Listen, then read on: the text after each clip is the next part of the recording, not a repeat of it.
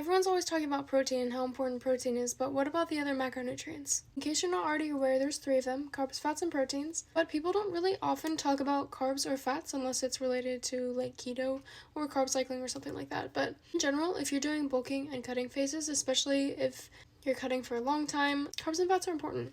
I would say the fats are the first thing to think about, especially when you're cutting. If you don't have enough fats in your diet, especially for an extended period of time, hormones can get messed up, you can lose your period, you can get brain fog, a lot of things that you can easily avoid by just eating enough fats. That being said, in general, you want to have at least 0.3 grams of fat in your diet per day per pound of body weight. So basically, if you weigh 150 pounds, you're going to multiply 150 times 0.3, that will be 45 grams of fat a day. Carbs, there's not really a specific number. Some people do better on higher carbs, some people do better on lower carbs. Carbs are the easiest source of energy for your body, so some people find that when they go lower carb, it's really hard for them to keep up with their workouts and everything, especially when you're cutting in a deficit.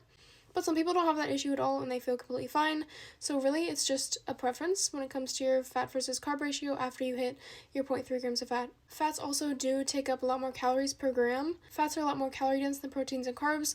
So when you go higher fat, when you're in a calorie deficit, you won't have as much food volume that you're eating, and it can make it more difficult to stay in your deficit because you don't have as much volume, if that makes sense.